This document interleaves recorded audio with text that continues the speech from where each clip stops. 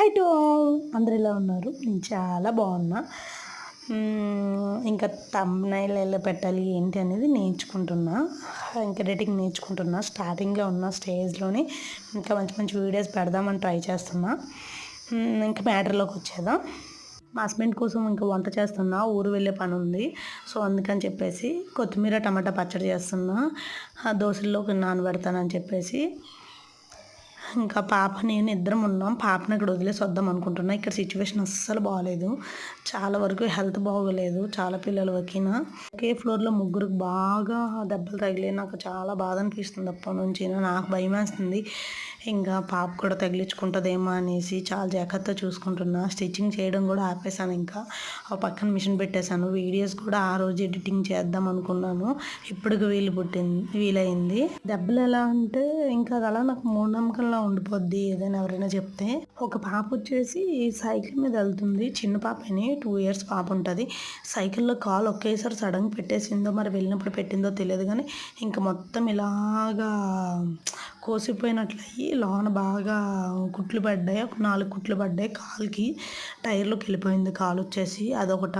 అదైన 2 daysకి ఇంకో పిల్లోడికి ఇక్కడ చిన్న దగ్గర దెబ్బ తగిలింది. 2.5 కుట్లు ఇలా పడ్డా ఉంటాయి. తనకైతే ఫుల్ బ్లీడింగ్ అంట. ఇలా అలా కాదు, నాకు ఇంకా టెన్షన్ వచ్చేసింది. ఇంకో అబ్బాయి మా భూమి మీద ఆడతాడు. ఎప్పుడు మా ఇంట్లోనే ఉంటాడు తను. తనకు వచ్చేసి ఫస్ట్ ఇంట్లో బర్త్డే పార్టీ ఉంది. ఇంక వెళ్ళేటప్పుడు ఎలా తగిలించుకున్నాడో తెలియదు కానీ ఇంకా పడిపోయాడంట. కన్ను దగ్గర నుంచి చెవు దగ్గర వరకు ఇలాగా లోతుగా తగిలింది దెబ్బ. అయితే మాత్రం దుమ్ము కనబడేలాగా బోన్ మాత్రం నాకైతే భలే భయం వేసింది. అమ్మో అనిపించింది. చిన్నపిల్లని చాలా కేర్ఫుల్గా జాగ్రత్తగా చూసుకోవాలి. ఒక గాజు బొమ్మలాగాన పుట్టినప్పుడే కాకుండా ఇంకా తర్వాత కూడా ఒక దెబ్బ తగిలిందంటే అది మారడానికి చాలా టైం పడుతుంది. మీరేమంటారు?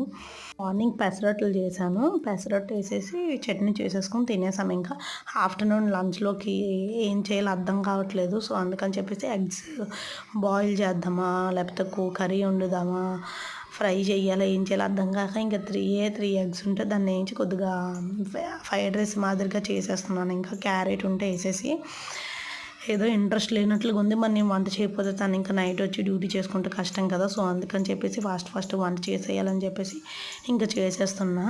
ఇది వచ్చేసి ఎందుకు చేసాను నాకే తెలియదు. కొత్తిమీర టమాటా పచ్చడి వచ్చేసి రేపటికి దోశల్లో తింటారని చెప్పి చేశాను. ఇంకా పొటాటో ఫ్రై చేశాను.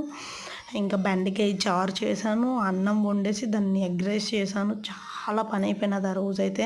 మరి నేను అన్నీ క్లీన్ చేసుకోవాలి, ఎక్కడ పెట్టుకోవాలి. తినక టాస్క్ పడితే వెళ్తారు. సో అందుకని అదే చెప్తున్నాను. ఇంకా అన్నీ